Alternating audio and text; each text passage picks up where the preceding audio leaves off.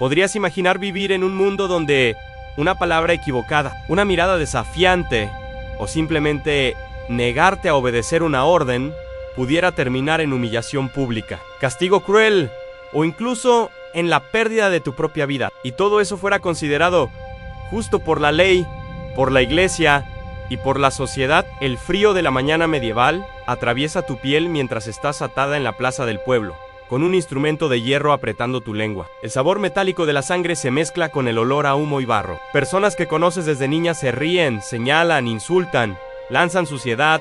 ¿Tu crimen? Haber discutido con tu marido, haber tenido la audacia de decir no. En la Edad Media, una esposa no era vista como compañera ni como ciudadana. Era tratada como propiedad, primero del padre, luego del marido. Y cuando la propiedad habla, piensa o se posiciona, eso se interpreta como una amenaza al orden establecido. Algo que debía ser corregido, controlado, castigado. Y eso es solo la superficie. Existían castigos que iban mucho más allá del dolor físico. Destruían dignidad, autonomía y reputación. Y lo más aterrador, en esos castigos no eran vistos como algo extremo. Eran aprobados, normalizados, aplaudidos. Eran parte de la vida diaria. ¿Estás preparado para descubrir lo que realmente ocurría cuando una mujer medieval se atrevía a desobedecer al hombre que la sociedad decía que era su dueño absoluto? La Edad Media funcionaba sobre una estructura rígida en la que las mujeres eran consideradas, por ley y por religión, naturalmente inferiores a los hombres. No era solo una creencia popular, era doctrina oficial. La iglesia enseñaba que Eva había sido creada de la costilla de Adán para estar sometida, que Eva había provocado la caída de la humanidad al ceder a la tentación y que, por eso, todas las mujeres heredaban esa supuesta fragilidad moral. Algunos teólogos medievales llegaron a cuestionar si las mujeres tenían la misma alma espiritual que los hombres. Ante la ley, una mujer casada prácticamente no existía como individuo. Era parte legal del marido. No podía poseer bienes, no podía firmar contratos, no podía actuar en los tribunales, salvo en casos muy raros. Sus hijos pertenecían al padre, y su propio cuerpo era visto como obligación conyugal. En negarse era considerado pecado, rebeldía y desobediencia. El matrimonio no era una decisión personal, era una transacción económica acordada entre hombres, en la que la mujer era entregada como parte del patrimonio familiar. Y desde el momento en que pasaba a pertenecer al marido, se esperaba que fuera obediente, silenciosa y sumisa. Pero cuando una mujer rompía esas expectativas, cuando levantaba la voz, estaba en desacuerdo. Rechazaba órdenes o mostraba públicamente su descontento. El sistema no veía eso como un simple conflicto doméstico, sino como una amenaza social, y la respuesta era brutal. Ahora, vamos a entrar en el primer capítulo, en el mundo en el que la sumisión femenina no solo era esperada, era obligatoria. Imagina una joven de 16 años en una aldea inglesa del siglo XIII. Su nombre es Agnes. Se casó a los 14 con un hombre de 40. Ella no eligió nada. Su padre negoció el dote, firmó los documentos y la entregó como propiedad. Agnes se despierta antes del amanecer para encender el fuego, buscar agua, cocinar, lavar ropa en el río helado, cuidar el huerto y los animales. Por la noche, el marido exige sus derechos conyugales, sin importar si ella está cansada, triste o enferma. Y si Agnes cuestiona, duda o simplemente pide descanso, el castigo llega sin demora. La ley daba al marido autoridad explícita para corregir a la esposa. Golpear no se consideraba abuso. Era un derecho legal. Podía usar vara, cinturón o los puños, siempre que no la matara. Refranes crueles reforzaban esa idea. Una mujer, un perro y un nogal, cuanto más se les golpea, mejor están. No era una broma, no, era cultura. Sermones, manuales de conducta y vecinos repetían que la violencia masculina era necesaria para mantener el orden en el hogar. Si alguien oía gritos en la casa de al lado, miraba hacia otro lado. Se consideraba asunto privado entre dueño y propiedad. La definición de desobediencia era casi infinita. Hablar demasiado alto en público, salir de casa sin permiso, cuestionar decisiones domésticas, gastar unas pocas monedas sin consultar al marido, hablar con otro hombre, negarse a tener relaciones incluso estando enferma, servir una comida que a él no le gustara. Cualquier gesto podía interpretarse como desafío. Y si el marido declaraba que ella lo había desobedecido, estaba decidido. No había apelación, no había criterio objetivo, tan solo el juicio de él, siempre apoyado por la ley y la moral de la época.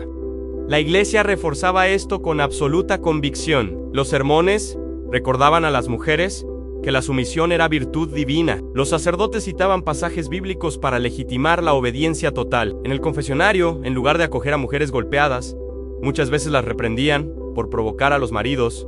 Las penitencias se imponían a ellas, no a ellos. Una mujer que se quejaba de violencia era aconsejada a ser más paciente, más callada, más sumisa. Su sufrimiento se interpretaba como prueba de su propia falla, no del pecado del marido. La doctrina espiritual legitimaba la opresión cotidiana. El miedo moldeaba cada gesto. Las mujeres aprendían a leer el humor del marido por la forma en que cerraba la puerta. Se volvían expertas en evitar discusiones, esconder emociones, bajar el tono de la voz. Una esposa criada por un padre amable, al casarse con un hombre brutal, quedaba atrapada sin posibilidad de divorcio. El matrimonio era una promesa eterna, no había salida. Años de correcciones podían dejar marcas permanentes en el cuerpo, y la sociedad aún así decía, Anella lo provocó. En un mundo donde la obediencia garantizaba la supervivencia, hasta respirar de forma equivocada podía ser peligroso. Cuando la violencia dentro de casa no bastaba, la comunidad aplicaba castigos públicos pensados para humillar y destruir a la mujer. El más temido era el Scold's Bridle, una máscara de hierro que cubría toda la cabeza y presionaba una pieza de metal contra la lengua, impidiendo hablar. Se usaba en mujeres acusadas de hablar demasiado, quejarse del marido o cuestionar la autoridad masculina.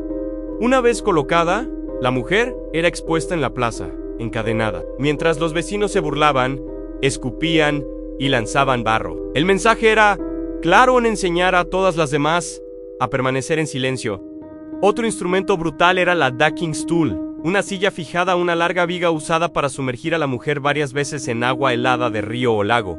Era un espectáculo público. La mujer era atada mientras la multitud se reunía para mirar. Cada inmersión duraba lo suficiente para hacerla tragar agua y entrar en pánico. Luego, la levantaban solo para hundirla de nuevo. No era solo castigo físico, era terror psicológico.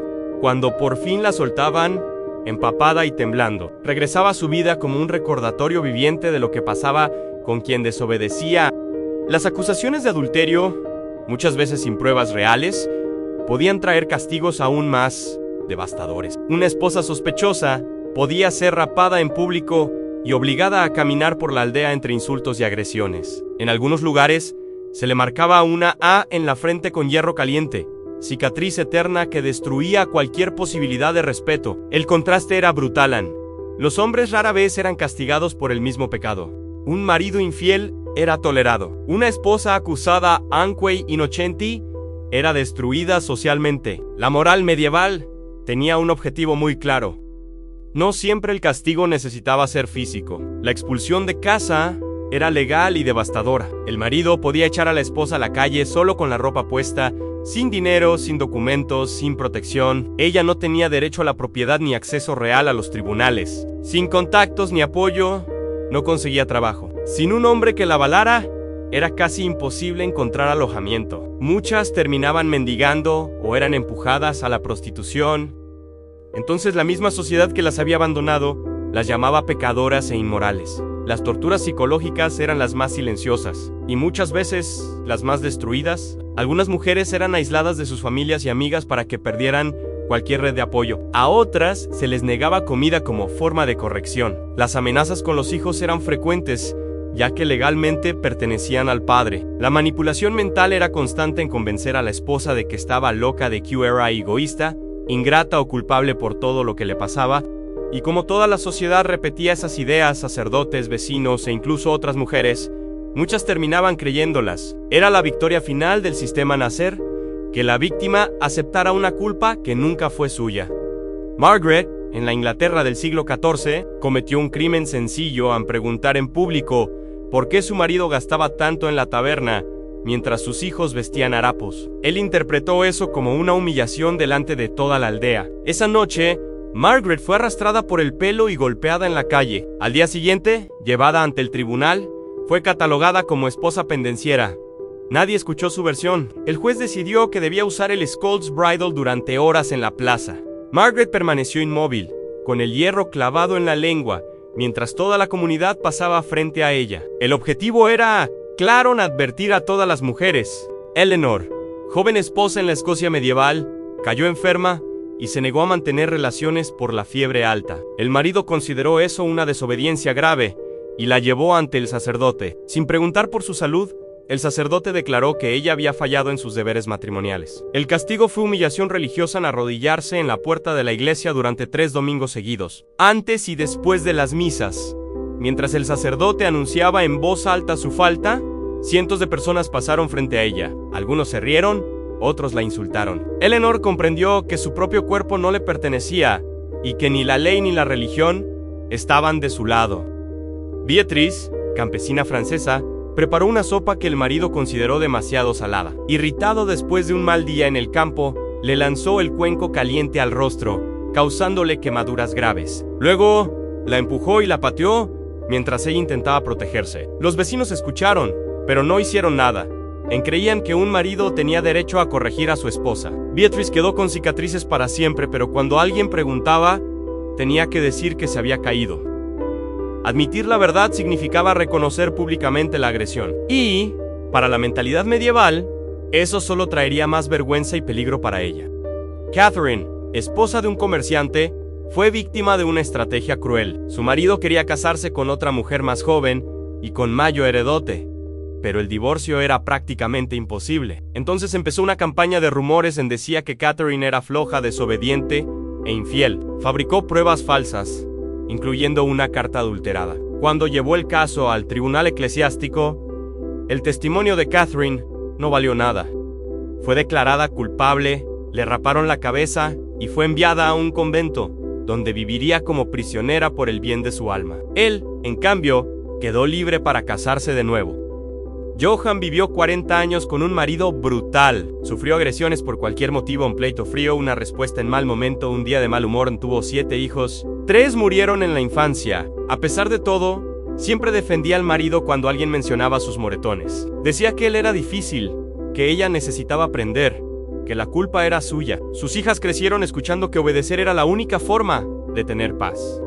Johann había interiorizado tanto el sistema que confundía sobrevivir con ser leal. Cuando el marido murió, ella parecía mucho más vieja de lo que era, cuerpo roto, espíritu apagado, y aún así repetía que había tenido un buen matrimonio. Crecer en la Edad Media, siendo mujer, significaba vivir bajo amenaza constante. Las niñas aprendían observando a sus madres, la mirada al suelo cuando el marido levantaba la voz, el cuerpo encogiéndose cuando él hacía un movimiento brusco, el silencio total frente a cualquier crítica. Esas escenas diarias eran lecciones silenciosas. Enseñaban que la seguridad dependía de la sumisión, que tener opinión podía ser peligroso, que desobedecer podía salir caro.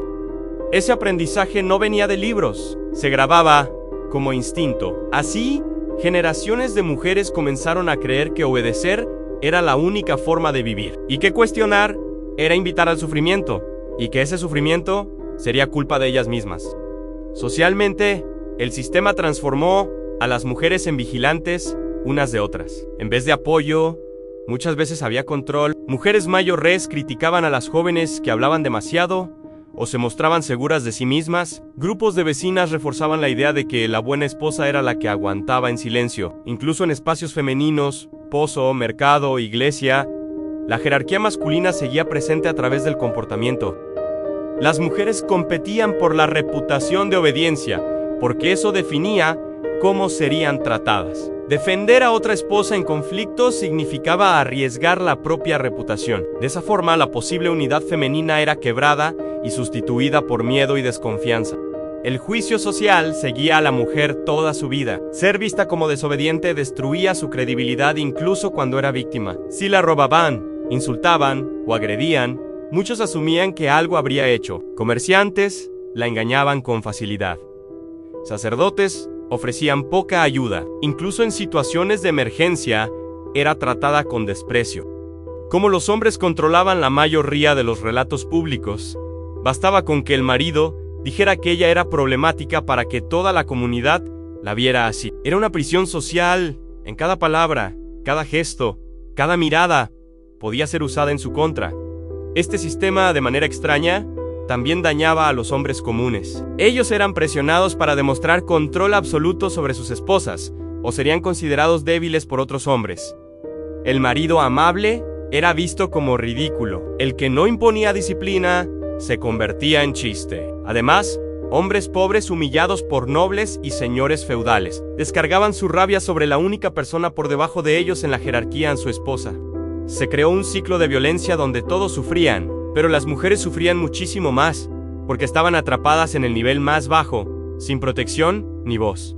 Las ideas medievales dejaron marcas que llegan hasta hoy. La imagen de la mujer emocional, exagerada, difícil de creer, viene directamente de esas creencias antiguas. La idea de que la violencia doméstica es asunto privado también. El hecho de que muchas mujeres que denuncian abusos todavía sean cuestionadas y no creídas es un eco directo de esa mentalidad. Incluso la desvalorización del trabajo doméstico tiene raíces en esa época. Muchos prejuicios modernos son sombras largas de un sistema que afirmó durante siglos que las mujeres existían para servir, obedecer y sufrir en silencio. Volviendo a la pregunta que abrió este viaje oscuro, ¿qué pasaba realmente cuando una mujer desobedecía a su marido en la Edad Media? La respuesta, como vimos, es tan amplia como brutal. El castigo podía ser una paliza doméstica, una humillación pública, instrumentos especialmente diseñados para callar voces femeninas, o la destrucción total de la reputación, que en la práctica significaba destruir su vida. Una palabra equivocada podía terminar en castigo físico. Un gesto fuera de lugar podía llevarla a la vergüenza pública. Un simple acto de autonomía podía condenar a una mujer a la miseria. Y lo peor es que todo eso no se veía como algo extremo. No eran excepciones. Era el sistema funcionando exactamente como se esperaba, legalmente, religiosamente y socialmente. Todo estaba construido para garantizar que las mujeres no tuvieran voz, ni elección, ni autonomía, ni protección. En un mundo donde el simple concepto de desobediencia ya cargaba una sentencia de castigo, la víctima nunca tenía razón. Pero hay algo importante. Cuando entendemos ese pasado, podemos ver mejor las sombras que todavía existen hoy. Podemos reconocer que algunas ideas, algunos comportamientos y ciertas violencias no nacieron ahora. Son ecos lejanos de un sistema que durante siglos enseñó que las mujeres estaban en el mundo para obedecer. Si este video te impactó, deja tu like. Eso ayuda a que este contenido llegue a más personas. Y respóndeme en los comentarios. ¿Crees que podrías sobrevivir como mujer en el año 1300? Y si quieres más historias intensas, oscuras y reveladoras sobre la Edad Media, suscríbete al canal. El pasado todavía tiene muchas verdades que contarnos. Nos vemos en el próximo viaje al corazón de las tinieblas medievales.